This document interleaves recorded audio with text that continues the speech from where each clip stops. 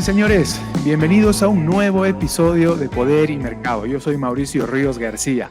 Esta vez con nuestro primer invitado del año, hablar de la economía ecuatoriana, sus perspectivas y las elecciones del 7 de febrero, tan cerca.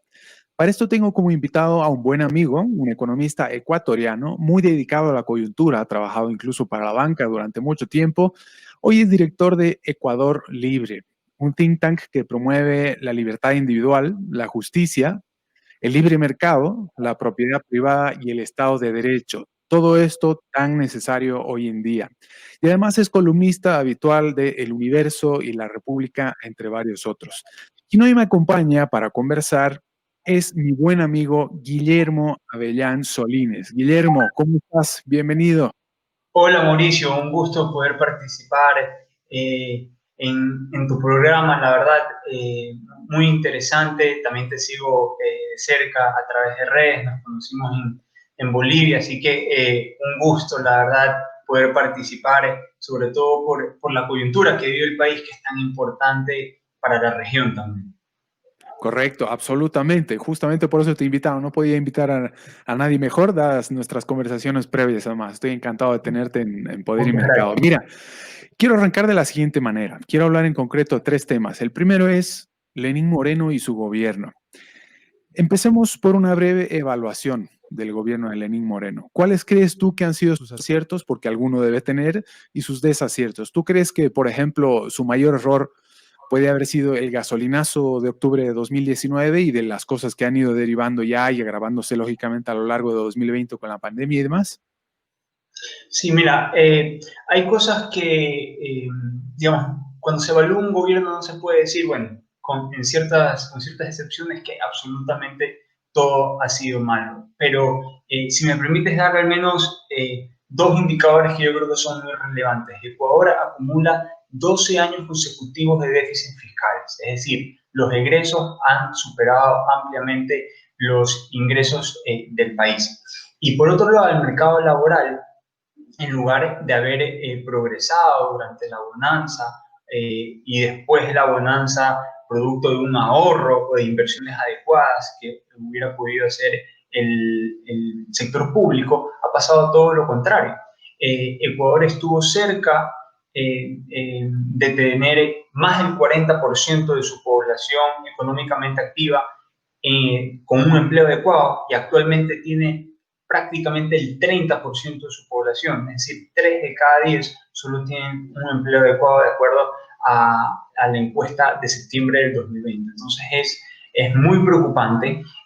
Creo que Moreno quemó sus 2 primeros años de gobierno con recetas fracasadas del gobierno anterior, promoviendo el gasto público y el endeudamiento de manera agresiva cuando era necesario cambiar de modelo y ya comprendió eso de ahí cuando intentó desvincularse, terminar este matrimonio que tenía con el correísmo, pero fue ya muy tarde porque los gastos financieros, es decir, la presión de la deuda sobre el presupuesto y también el gasto corriente, eh, es excesivo, es abultado y los ingresos no abastecieron porque ya no teníamos un petróleo de $100 como lo tuvo Correa. Entonces, digamos, el paciente, la economía estaba en terapia intensiva y el médico no supo cómo tratar al paciente. Pensaba que estaba en un cuarto, que todavía tenía tiempo, cuando había que tomar medidas de manera rápida. Y así entramos a una pandemia que realmente nos toma muy mal parados porque las finanzas públicas estaban completamente desbaratadas. Eh, y, digamos, ya cuando quiso reaccionar, que fue el tema del subsidio de combustible que bien señalas, eh, digamos, no tuvo el brazo político, a pesar de tener todos los argumentos a su favor para el subsidio de combustibles, que es un absurdo desde cualquier punto de vista, porque su eliminación o focalización es una medida muchísimo más adecuada. Somos de los poquísimos países de la región que tienen un subsidio tan generoso junto a Venezuela, porque hay que aclarar que este subsidio no ayuda a las personas más pobres, se va a través de contrabando o incluso se benefician las personas de ingresos más altos, y así lo determina un estudio clarísimo del Fondo Monetario Internacional y también del Banco Interamericano de Desarrollo. Entonces, sí, yo creo que haber tomado medidas muy lentas en el campo económico y cuando lo hizo no haber tenido el brazo político para resistir, creo que son de sus errores. Entre sus aciertos creo que comprendió finalmente que parte de ordenar las finanzas públicas era acudir a los organismos internacionales. ¿Por qué? Para para poder reestructurar la deuda, ¿verdad? Poder recibir crédito a tasas mucho más baratas y a plazos mucho más amplios, como los tiene Chile, como los tiene Perú, como los tiene Colombia, algo que no existe en Ecuador, porque es todo lo contrario, se manejó hasta esos conceptos que son muy básicos en finanzas públicas, de poder ampliar los plazos de la deuda para que el gasto corriente, específicamente el gasto financiero, no sea extremadamente alto y tener vencimientos de deuda muy cercanos, ¿verdad? Y que genere muchísima presión en el presupuesto. Eso no se lo tenía. Entonces, finalmente se comprendió que había que ir a los organismos multilaterales, no por ser neoliberal o por temas ideológicos, sino por sentido común, y creo que ese fue un paso acertado. Un poco tarde desde mi punto de vista, pero bueno. ¿Qué pasó exactamente con el gasolinazo? Tengo entendido que en cierta manera se echó para atrás, pero de todas maneras, ¿cuál ha sido el efecto o cuál es el vínculo que tiene con el hecho de haber recurrido después al FMI y además haber reestructurado la deuda? Sí, a ver, es cierto, eso se me pasaba y que era muy importante. Parte de haber acudido al Fondo Monetario Internacional y a los organismos multilaterales fue la reestructuración de la deuda. Era algo necesario, era algo muy importante porque no se había dado una reforma fiscal. Entonces llegamos a la pandemia y no quedaba más que reestructurar la deuda. En ese sentido los acreedores comprendieron y hubo ahí un descuento de la deuda importante y una reestructuración para que sea viable su pago. De ahí me decías el tema del gasolinazo. Lo que sucede es hay un subsidio a combustibles, específicamente gasolina y diésel, ¿verdad? Que el gobierno decidió eliminarlo. Y tiene muchísimo sentido porque el subsidio del 2007 al 2019 representó más de 20.000 millones de dólares. Entonces, entre gasolina y diésel. Entonces, es un absurdo en las condiciones actuales tener este subsidio. Es mucho más eficiente poderlo focalizar, destinarlo para el servicio, para el transporte público. Y muchos pensaban que el gobierno iba a aumentar el IVA, pero finalmente no se fue por esa opción, sino que decidió eliminar los subsidios a los combustibles, pero hubo un levantamiento de ciertos sectores, específicamente el levantamiento indígena, pero también hubo también infiltradas, la verdad, desde la izquierda, personas que ya separadas del morenismo, pertenecientes al correísmo, que evidentemente estaban haciendo política y aprovecharon para, por ejemplo, quemar la Contraloría, digamos, crear, provocar el caos en el país cuando, si bien uno no puede estar de acuerdo con esta medida, hay mecanismos normales para poder hacer reclamos de manera democrática y Parte de la brisa bolivariana que hemos visto y que hemos vivido también en Bolivia en la misma época y en Chile también, por supuesto. Lógicamente en Chile ha sido mucho más intenso y ha durado mucho más tiempo y demás, pero sí, me imagino que parte de...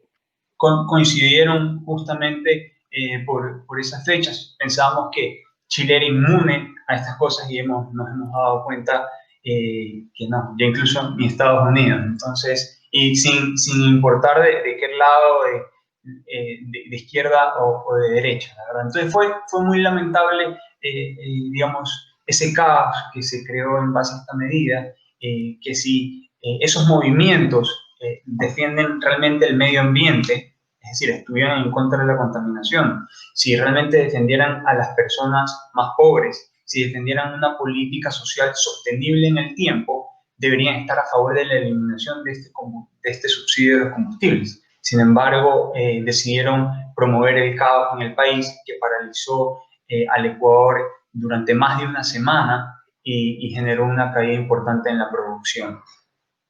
¿Qué opinión te merece la gestión de la pandemia por parte de la administración de Moreno en el Ecuador? Bueno, fue la verdad muy limitada porque el gobierno llega sin recursos, llega sin ahorros. Por estar en dolarización, el Banco Central no puede, digamos, dar líneas de crédito, aunque en ciertos, digamos, ciertos analistas pudieran considerar que esto no es la medida más apropiada, pero son menos herramientas que tal vez pudiera tener un país para reaccionar en un momento de crisis, que lo hicieron muchos países de la región. Eh, entonces, la verdad, el gobierno llega en condiciones muy malas, sin poco ahorro y poca capacidad de reacción. No obstante, pudo reestructurar la deuda, lo cual le ahorró durante este año ha sido un alivio muy importante, más de 4.000 millones, ¿verdad?, entre el 2020 y 2021.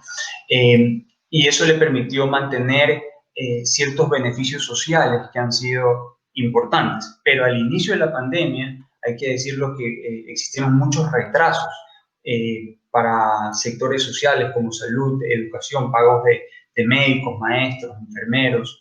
Entonces, eso fue lamentable porque había gente que estaba trabajando sin recibir sus salarios, pero eso es producto, la consecuencia de la mala administración desde el 2007, que se lo venía alertando y se decía, no pasa absolutamente nada, pero lo que sucedía es que la economía estaba claramente dopada por el precio del petróleo. Una vez que el precio del petróleo cayó, como hemos visto en Venezuela, como hemos visto en Ecuador, el golpe fue mortal, ¿verdad?, para la economía, y lamentablemente los que pagan los platos rotos son las personas más pobres que dependen justamente de estas transferencias monetarias. Ahora, el gobierno, gracias al acuerdo con el Fondo Monetario Internacional, ha podido mantener estas transferencias monetarias que hace como el bono de desarrollo humano, que son importantes, digamos, para los sectores más necesitados.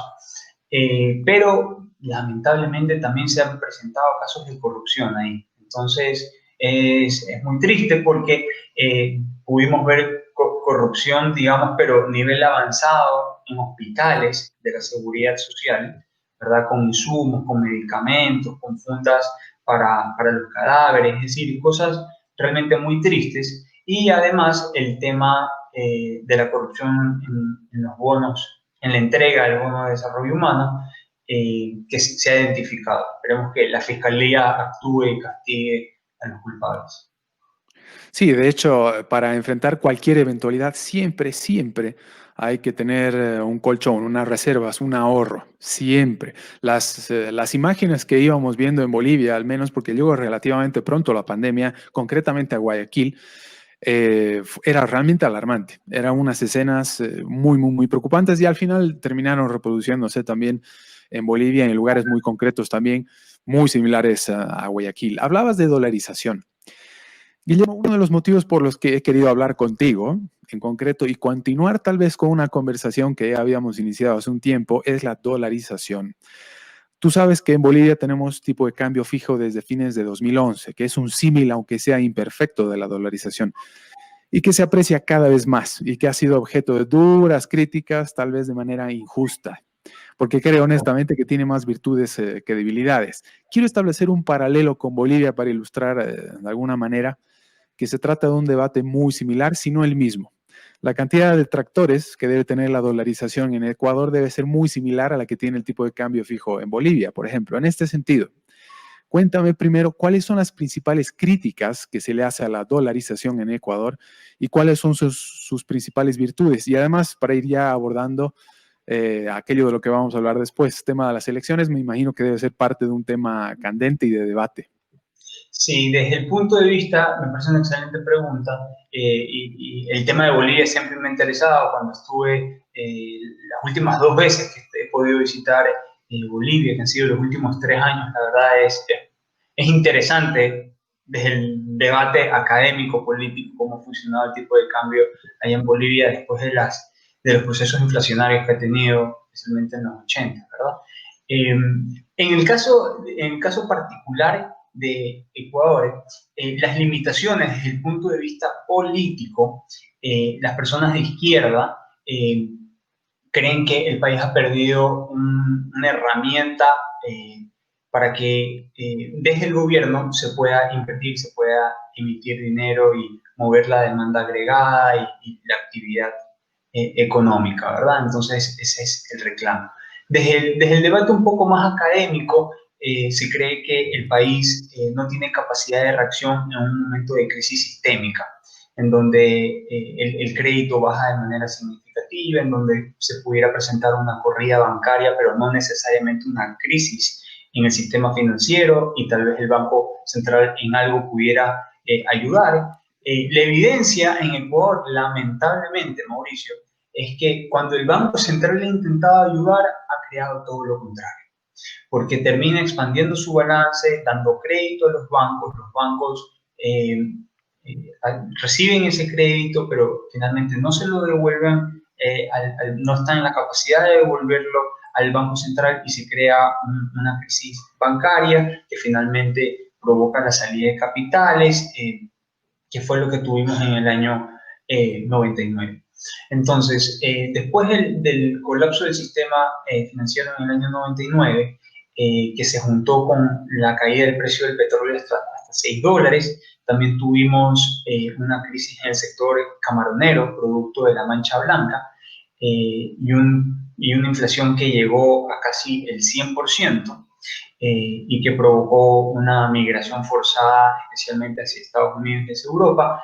El país se dolarizó. Y Ecuador ya tiene, ya en marzo va a cumplir un poco más de 20 años en el sistema de dolarización, y han habido grandes virtudes, grandes beneficios para el país. Primero, porque logró controlar la inflación, y el reclamo político es que eso solo beneficia a los banqueros, y no hay nada menos cierto que eso, porque una baja inflación ayuda a que el poder de compra, el poder adquisitivo, especialmente de las personas más pobres que se ven afectadas por la inflación, por el aumento de los precios, ya no tengan ese problema. También la planificación financiera, como todos sabemos en las empresas, se puede hacer con muchísima mayor facilidad. El crédito, que anteriormente para vivienda, por ejemplo, era muy escaso, o para las empresas por un periodo, no sé, pues de 4 o 5 años, que anteriormente cuando teníamos el Sucre no se lo veía, ahora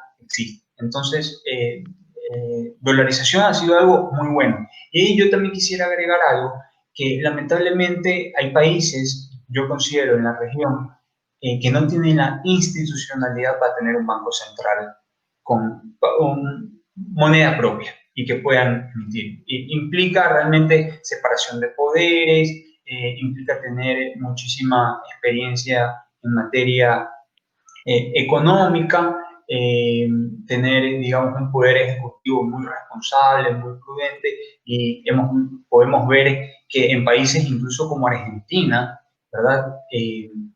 Que tiene una larga tradición con moneda propia, eso viene siendo un problema ya de décadas, ¿verdad? Y no se avisora una solución en el corto plazo.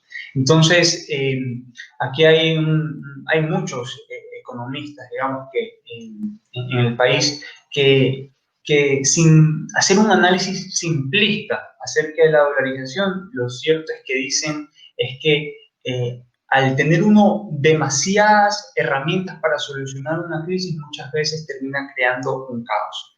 Y cuando no existe ese nivel de institucionalidad y voluntad política y consenso político, es preferible tener pocas herramientas y tratar de solucionar el problema con pocas herramientas, porque muchas veces esta variedad de mecanismos termina confundiendo a los hacedores de política pública, y en lugar de buscar una salida de la crisis, profundizan la crisis. Entonces, en ese sentido, Ecuador ya sabe, o bueno, ha aprendido, yo creo que en estas 2 décadas, que es necesario tener finanzas públicas ordenadas, que es muy importante atraer inversión privada, tanto nacional y extranjera, porque el sector público no es la solución, ni el gasto público es la solución para todos los problemas, y ese gasto es insostenible porque depende de los precios del petróleo.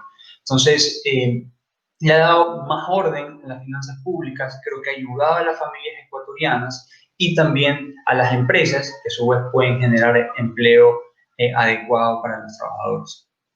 Estupendo. ¿Qué le falta a Ecuador para que la dolarización sea todavía más favorable? Si pudieras mencionar algunas cosas, como por ejemplo mencionaste la institucionalidad, por supuesto, se me ocurre, pero en términos concretos, la modernización de la banca. O te lo planteo de otra forma. ¿Por qué Ecuador, a partir de la dolarización, que ya tiene cierto tiempo, no ha terminado convirtiéndose en un hub financiero regional como Panamá, por ejemplo? Es decir, ¿qué es lo que le está faltando al Ecuador? Es una excelente pregunta, Mauricio. Muchos analistas y académicos nos hemos planteado eso, porque un sistema dolarizado necesita de inversión privada, tanto nacional como extranjera. Y lamentablemente la inversión extranjera no ha llegado en los montos que requiere el país, siempre por debajo del 2% del Producto Interno Bruto, lo cual hace poco viable o poco beneficiosa la dolarización del país. Entonces, te diría que faltan dos cosas específicas para que Ecuador se pueda convertir en un hub financiero.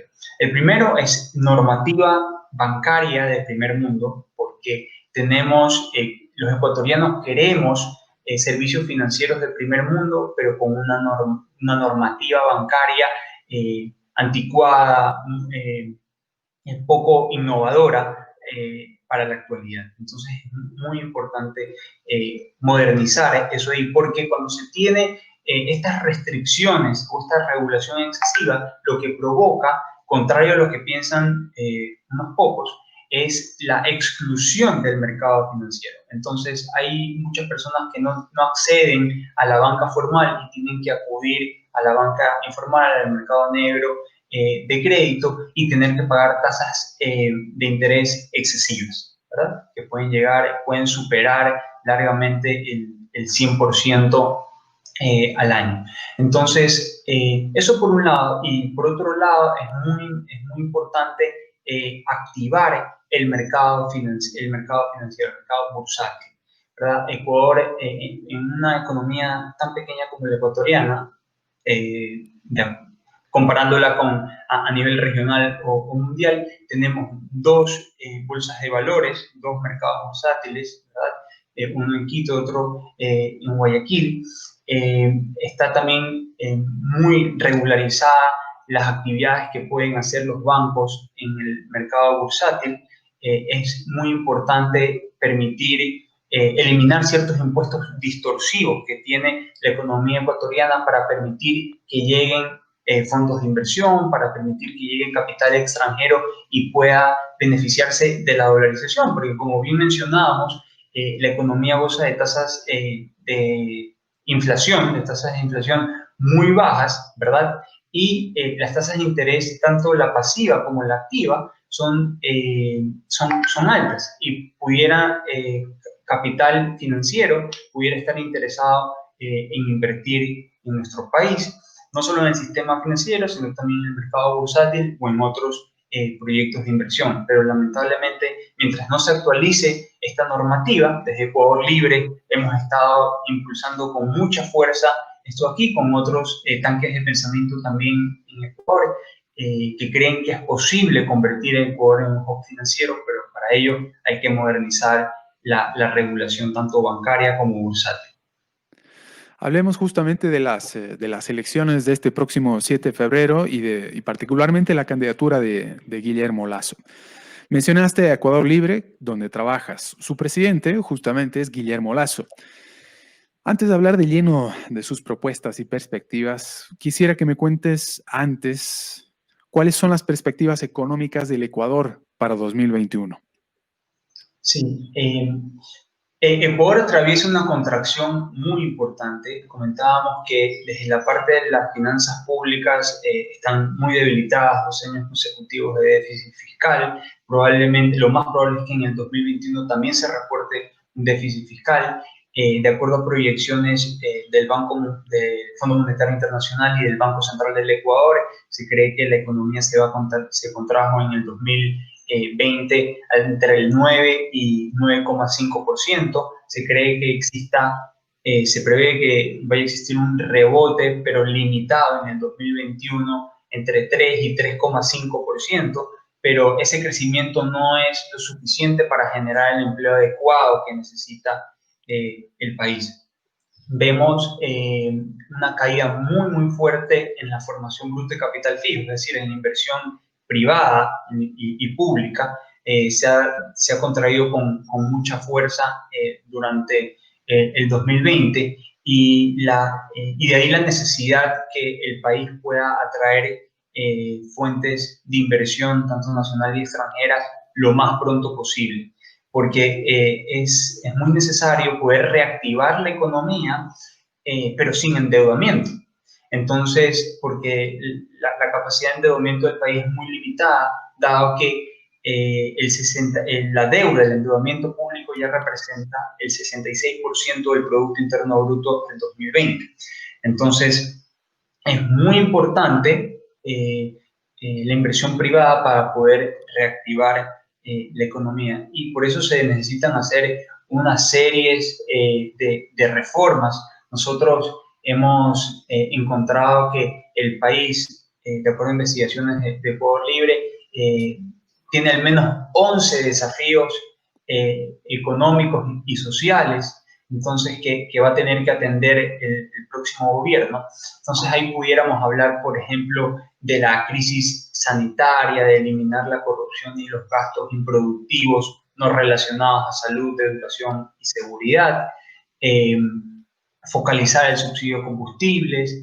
También tenemos el tema de la reforma de la seguridad social, en donde también se ha visto muchísima corrupción en los hospitales y en las inversiones que realiza la seguridad social.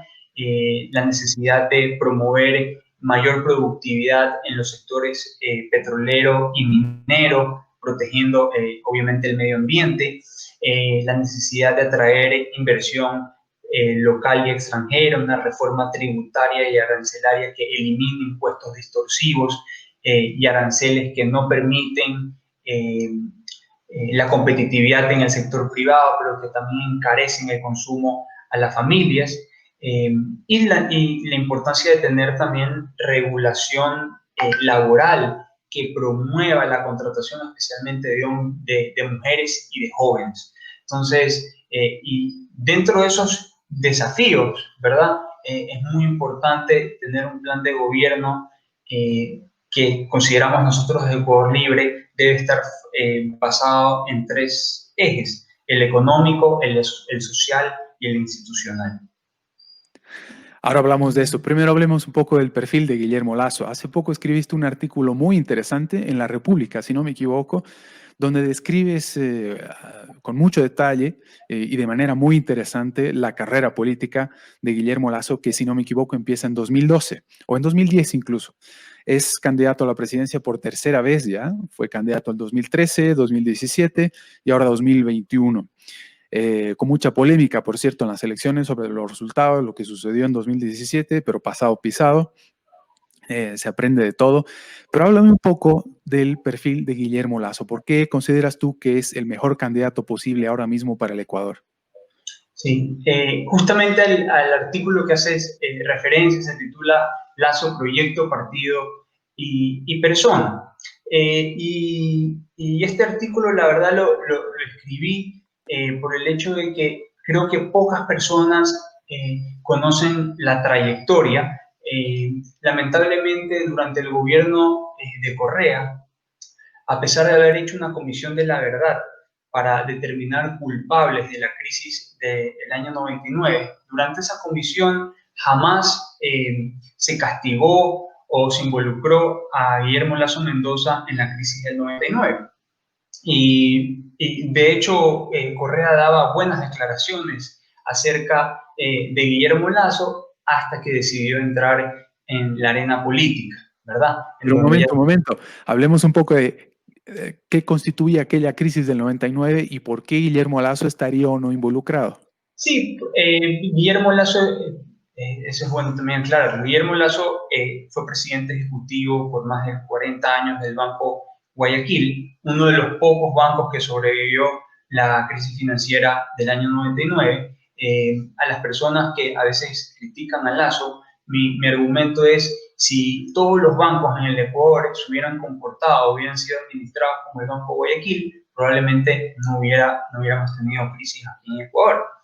Eh, Lasso decidió formar parte del gobierno de aquella época y durante un tiempo, durante cerca de un año fue gobernador del Guayas, lo cual no estuvo relacionado a temas financieros, y de ahí durante menos de 30 días fue ministro de Economía, asesor económico del presidente. Al no estar de acuerdo con las medidas que se estaban tomando, decidió renunciar. Entonces, la izquierda ha tomado, digamos, este pequeño paso que hizo por la política, digamos, un poco para desacreditarlo, pero lo cierto es que Lasso administraba muy bien el Banco Guayaquil, y por eso, de ser un banco muy pequeño, ha llegado a ser un banco grande y, digamos, ya muy respetado a nivel regional.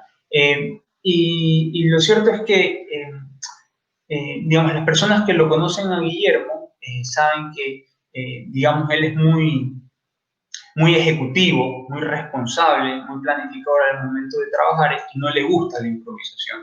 Entonces, Lasso comenzó a asesorarse para en algún momento entrar en el campo político, y alguna vez José María Aznar le recomendó, él lo cuenta en varias de sus digamos, de sus relatos, que José María Aznar le recomienda que si quería entrar en el campo político era muy necesario primero tener un proyecto, después llegar a tener un partido y luego buscar a la persona ideal para que intervenga en político, que esa persona ideal se pueda preparar. Entonces, ese fue el camino que decidió tomar Guillermo Lasso. El proyecto lo creó a través de la Fundación Ecuador Libre, ¿verdad? Que fue fundada en el año 2005 y que ha estado encargada de elaborar los planes de gobierno ya para sus 3 campañas. Después, a partir del año 2010, comenzó a crear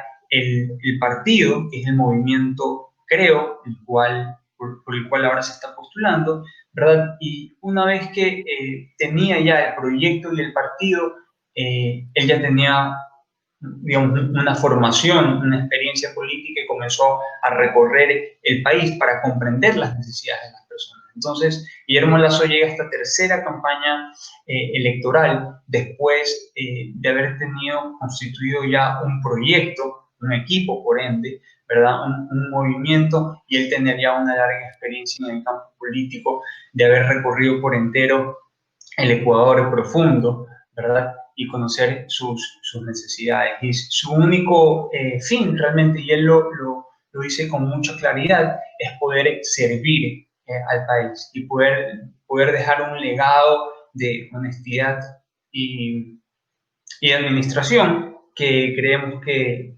él es la persona más preparada. ¿Y cuáles son los principales elementos de su propuesta? Mencionabas tres.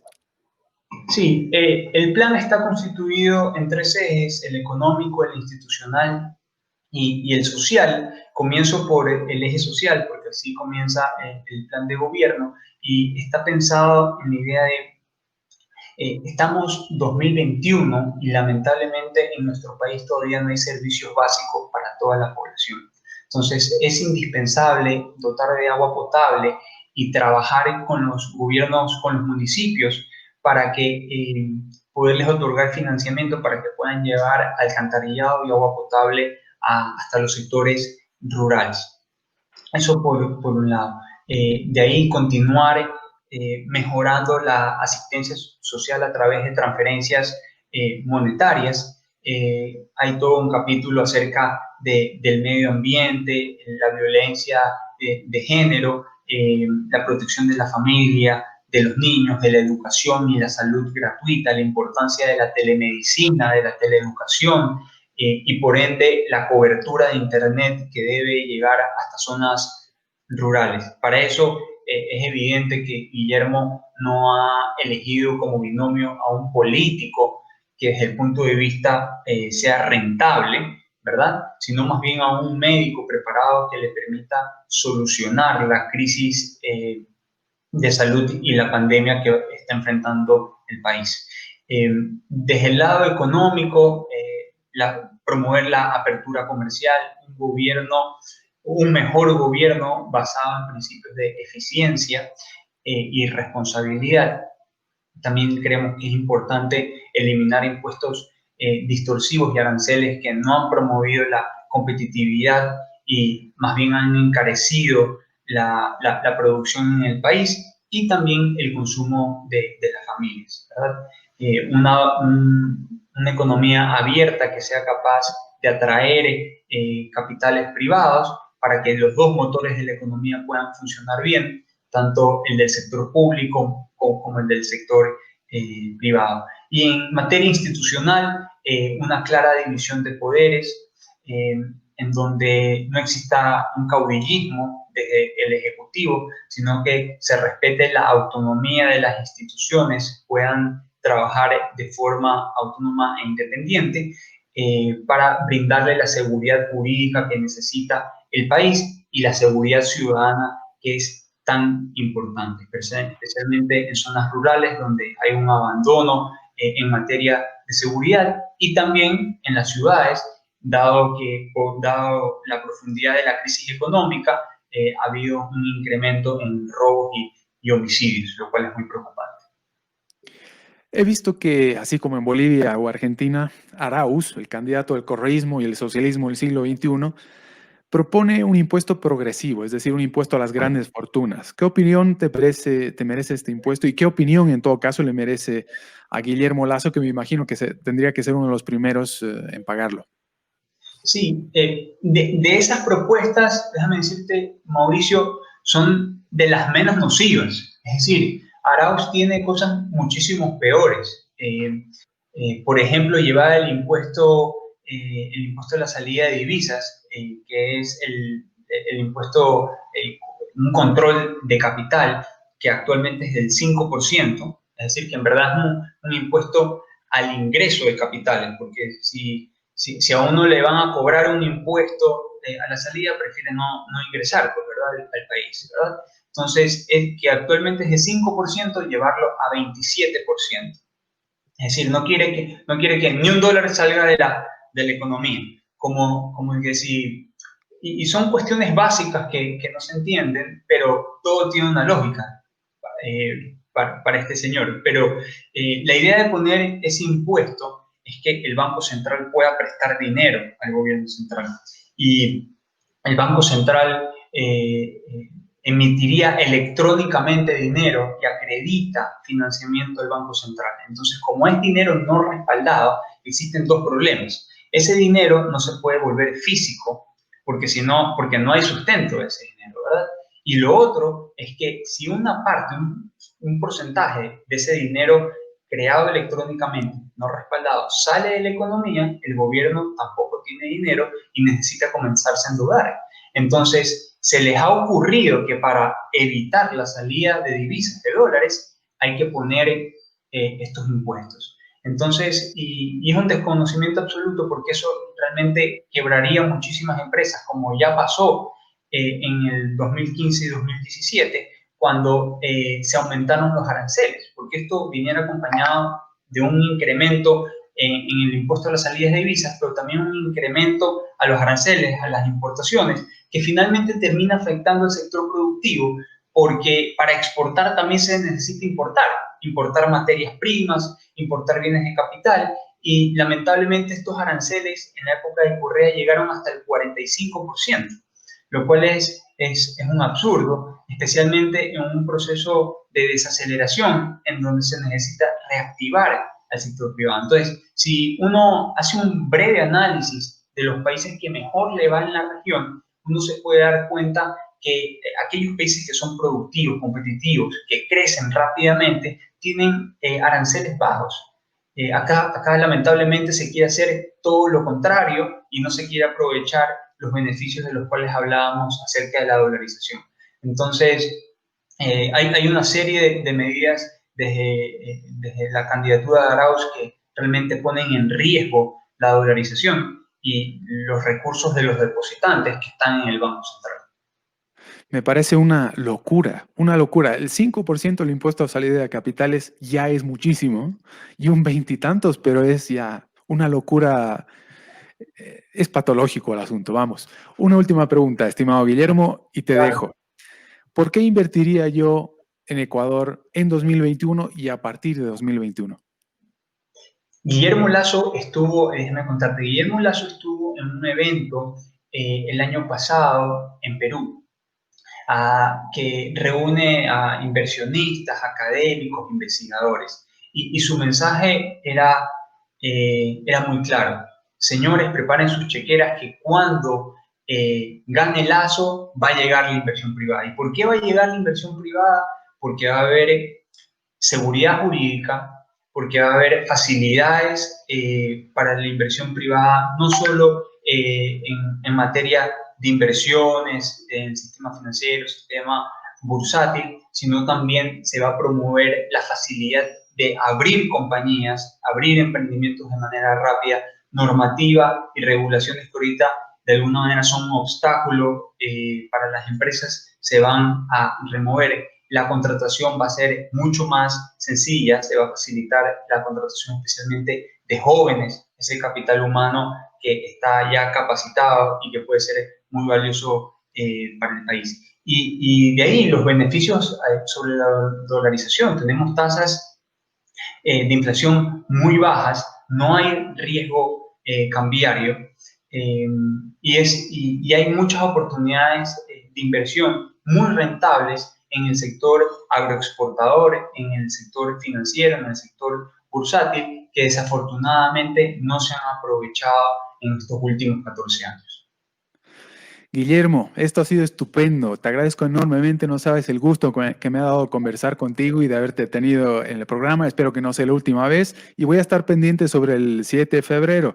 Yo creo que esta vez Guillermo Lasso sí finalmente terminará siendo presidente. Las cosas se dan por distintos motivos, pero si ha sido finalmente en 2021, por algo será. En fin, estimado Guillermo, la mejor de las suertes. Te mando un fuerte abrazo y muchas gracias.